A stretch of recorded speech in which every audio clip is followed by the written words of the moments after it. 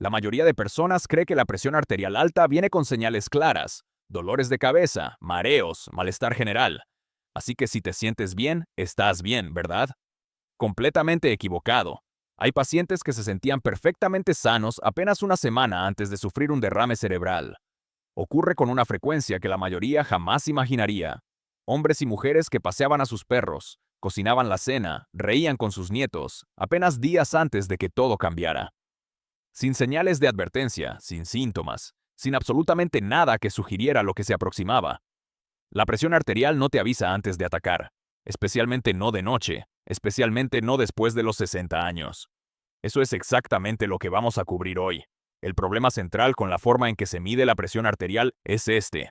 El médico la revisa una vez durante una consulta, durante apenas 30 segundos. 30 segundos de 86.400 segundos que tiene el día.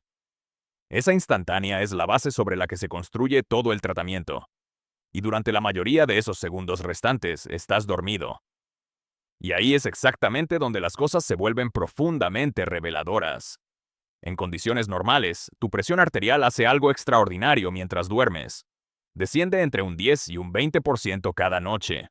A esto lo llamamos el patrón de caída nocturna. No es algo opcional. Es tu sistema cardiovascular realizando un mantenimiento esencial mientras descansas. Tu corazón se regenera, tus vasos sanguíneos se recuperan, tus riñones procesan los desechos acumulados. Cada uno de estos procesos depende de esa caída nocturna. Pero aquí está lo que cambia después de los 60 años. Las arterias se endurecen de forma progresiva. Los vasos sanguíneos pierden su elasticidad. Y el sistema nervioso autónomo, el responsable de controlar esa caída nocturna, empieza a perder su ritmo natural. Las señales se debilitan y se vuelven menos confiables. Para millones de personas mayores de 65 años, esa caída nocturna simplemente deja de ocurrir. La presión se mantiene elevada o incluso sube más mientras duermen. Te despiertas agotado, con la cabeza pesada. Piensas que simplemente no dormiste bien. Pero la explicación real es algo completamente distinto. Y la mayoría de los médicos nunca lo detectan porque solo están mirando esa instantánea de 30 segundos. Tomemos un ejemplo real documentado en la literatura clínica. Un paciente llega a consulta con una presión de 120/78, completamente normal. Se le envía a casa con un monitor de 24 horas. Se duerme alrededor de las 11 de la noche. A las 2 de la madrugada, su presión es de 164/102 mientras duerme, completamente ajeno a lo que está ocurriendo. Eso no es una elevación leve. Es una crisis hipertensiva ocurriendo mientras duerme tranquilamente, sin la menor idea. ¿Cómo ocurre esto? Hay 3 razones principales. Primero, el medicamento fue tomado por la mañana. Para la medianoche, su efecto protector casi ha desaparecido. Segundo, las hormonas del estrés, el cortisol y la adrenalina, no siguen su ritmo nocturno normal. En lugar de descender, se disparan durante el sueño. Tercero, el sueño es fragmentado. Cada pequeño despertar activa una respuesta del sistema nervioso simpático y provoca una subida de presión. Y esto ocurre noche tras noche, acumulando daño silencioso en las paredes de las arterias, en los vasos de los riñones, en el tejido detrás de los ojos, mes tras mes, sin un solo síntoma. Existe un nombre clínico para las personas cuya presión nocturna no desciende. Se les llama no dippers. Y las cifras son impactantes. Más del 50% de los adultos mayores de 65 son no dippers. No es un caso raro, es la mayoría. Y estos pacientes cargan un riesgo de mortalidad cardiovascular 3 veces mayor que personas con lecturas diurnas idénticas. 3 veces mayor, con el mismo medicamento, la misma alimentación, la misma lectura en el consultorio, solo por lo que ocurre durante esas 8 horas de sueño. Y luego existe un patrón aún más peligroso, los dippers inversos, personas cuya presión sube durante el sueño, más alta de noche que durante el día. Para ellos, el riesgo de derrame cerebral se multiplica entre 4 y 5 veces. Y se sienten completamente bien durante una consulta estándar. Las visitas médicas rutinarias no detectan nada de esto. Nada. Esa es la brecha diagnóstica que necesitamos cerrar. Ahora hablemos de las cosas que ya tienes en tu casa que podrían estar empeorando tu presión nocturna en silencio. La primera es la raíz de regaliz. Suena inofensivo. Es un té de hierbas natural y relajante antes de dormir. Pero contiene un compuesto que bloquea una enzima específica en los riñones. Sin esa enzima, el cortisol se acumula en el torrente sanguíneo y la presión se dispara durante el sueño. No se siente. Simplemente te despiertas agotado sin una explicación evidente. Revisa la etiqueta de tu té esta misma noche. La raíz de regaliz se esconde bajo nombres como glicirricina, raíz dulce o sabores naturales. El segundo factor oculto es el alcohol en las horas de la tarde o la noche. El efecto sedante inicial sí reduce temporalmente la presión. Eso es real. Pero 3 o 4 horas después, justo en la etapa más profunda del sueño, hay un pico de rebote. El sistema nervioso simpático sobrecompensa, el cortisol se dispara y la presión arterial puede alcanzar su punto más alto de todo el ciclo de 24 horas a las 3 de la madrugada. El tercer factor oculto es el jugo de toronja, específicamente cuando se consume junto con amlodipino u otros bloqueadores de los canales de calcio. La toronja bloquea la enzima hepática que descompone estos medicamentos. El fármaco se acumula de forma impredecible y esa imprevisibilidad es especialmente peligrosa de noche, cuando no hay monitoreo y no hay nadie para detectar síntomas. Entonces, ¿cómo se descubre qué está haciendo la presión durante la noche? Existe una prueba diseñada exactamente para esto. Se llama MAPA, Monitoreo Ambulatorio de Presión Arterial. Se lleva un pequeño brazalete durante 24 horas mientras se hace la vida completamente normal. Toma lecturas automáticamente cada 30 minutos, de día y de noche. Es el único método para ver el perfil real de presión nocturna. Y sin embargo, la mayoría de personas mayores de 65 años nunca han usado uno. Pídelo por ese nombre exacto en tu próxima cita. Si no lo solicitas específicamente, casi con certeza nunca te lo van a ordenar. La segunda prueba es la microalbuminuria en orina. Mide pequeñas cantidades de una proteína que se filtra hacia la orina cuando los riñones están bajo estrés. Es una de las primeras señales detectables de daño orgánico por presión sostenida, y aparece años antes de que la función renal decline visiblemente. Es una señal de alerta mientras todavía hay tiempo de cambiar el rumbo. La tercera prueba es el colesterol LDL oxidado. Es lo que ocurre cuando el colesterol es dañado por los radicales libres, esencialmente colesterol deteriorado, mucho más destructivo para las paredes arteriales.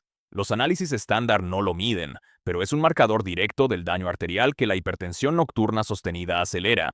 Estas tres pruebas juntas, MAPA, microalbuminuria y LDL oxidado, ofrecen un cuadro clínico que ningún chequeo estándar proporciona. Anótalas ahora mismo en un papel. Esa lista es tu agenda completa para la próxima vez que veas a tu médico. Ahora hablemos de soluciones. La más ignorada de todas es el horario en que se toman los medicamentos. La mayoría de antihipertensivos se toman por la mañana, pero el efecto protector alcanza su punto máximo pocas horas después de tomarlos y luego disminuye progresivamente. Si la pastilla se toma a las 7 de la mañana, para la medianoche su protección se ha reducido significativamente, justo cuando más se necesita. Existe un estudio histórico que abordó esto directamente, el ensayo IGIA de cronoterapia. 20.000 pacientes, 6 años de seguimiento. Se compararon pacientes tomando sus medicamentos por la mañana contra quienes los tomaban al acostarse. Todo lo demás fue igual. El grupo nocturno mostró tasas casi 50% menores de ataque cardíaco, derrame cerebral y muerte cardiovascular. Los mismos fármacos, las mismas dosis, un horario diferente y resultados radicalmente distintos. Es fundamental aclararlo. No cambies tu horario de medicación por tu cuenta. Algunos medicamentos genuinamente no deben tomarse al acostarse, los diuréticos especialmente. El médico necesita revisar cada caso antes de hacer cualquier cambio. Pero esa conversación vale completamente la pena. Una sola pregunta en la próxima cita podría transformar todo el enfoque. Y hay algo más con evidencia clínica real detrás. El té de hibisco, específicamente las flores secas de Hibiscus sabdarifa, contiene compuestos llamados antocianinas, los mismos responsables del color intenso en los arándanos y las granadas. Son poderosos antioxidantes que neutralizan los radicales libres y protegen las paredes arteriales. Pero además, el hibisco inhibe la enzima convertidora de angiotensina, el mismo mecanismo que una clase importante de medicamentos para la presión tiene como objetivo. Múltiples ensayos clínicos han demostrado reducciones de 8 a 14 milímetros de mercurio en la presión sistólica en pacientes con hipertensión leve a moderada. Eso es clínicamente significativo. La preparación importa. Se usan 10 gramos de flores secas reales, no bolsitas de té. Agua a 90 grados. Se deja reposar de 10 a 15 minutos. El color debe ser burdeos oscuro, casi como vino tinto intenso. Si se ve rosado pálido, hay que dejarlo reposar más tiempo. La taza más importante es la que se bebe 1 hora antes de dormir. Si ya se toman medicamentos para la presión, es indispensable informarle al médico antes de añadir hibisco. El efecto puede ser aditivo. 3 acciones concretas para esta misma noche. Primera, ve a tu armario de tés ahora mismo y lee cada etiqueta. Si encuentras raíz de regaliz, glicirricina o raíz dulce en tu té de la noche, ese té se mueve al estante de la mañana. Esta misma noche. Segunda, sé honesto respecto al alcohol en las horas nocturnas. No tienes que eliminarlo, pero considera adelantarlo, con la cena, no en la hora antes de dormir. Tercera, toma un papel y anota estas 3 palabras. MAPA, microalbuminuria, LDL oxidado. Dóblalo y ponlo junto a tu tarjeta de seguro médico. Esa lista es tu agenda completa para tu próxima cita. Detente un momento y reflexiona en esto. El sistema cardiovascular nunca deja de trabajar. Ahora mismo, mientras ves esto, el corazón está latiendo, los vasos están bajo presión. Nunca descansa. Y después de los 60 años, el margen para el daño no detectado es más estrecho que a los 40 o los 50. Casos documentados en la medicina muestran una realidad que estremece. En una proporción significativa de eventos cardiovasculares graves en pacientes mayores de 60 años, las señales de advertencia ya estaban ahí. En datos que nunca fueron recolectados. En lecturas nocturnas que nadie tomó. En microalbuminuria subiendo silenciosamente año tras año. En muchos de esos casos, el desenlace podría haber sido diferente. Con una prueba más. Con una pregunta informada en el momento preciso. Tienes todo el derecho a hacer esas preguntas. No estás siendo difícil ni exigente. Estás siendo un participante responsable en tu propio cuidado de salud. Y ese compromiso, genuinamente, salva vidas. No como eslogan, como realidad clínica. Los pacientes que hacen preguntas, que llevan listas a las citas, que dan seguimiento, reciben una atención de mayor calidad. Los datos sobre esto son consistentes. Si quieres dejar de ser alguien que llega al consultorio sin saber qué preguntar y convertirte en alguien que toma el control real de su salud cardiovascular, suscríbete ahora mismo. Este canal existe para quienes están dispuestos a ir más allá de lo que una cita de 30 minutos puede ofrecerles. La información que se comparte aquí no está en el folleto que te dan al salir del consultorio. Está en los ensayos clínicos, en los datos que pocos médicos tienen tiempo de explicarte con detalle. Al presionar ese botón estás tomando una decisión concreta por tu salud. Hay mucho terreno importante por cubrir. Y apenas estamos comenzando. Cuida tu corazón. Ha estado trabajando cada hora de cada noche, sin pausa, sin descanso, sin quejarse jamás, por cada década de vida. Lo mínimo que se puede hacer es prestar atención, hacer las preguntas correctas y tener las conversaciones necesarias con las personas indicadas. Ahora sabes exactamente cuáles son esas preguntas. Entra preparado a tu próxima cita. Entra con tu lista. Eso lo cambia todo.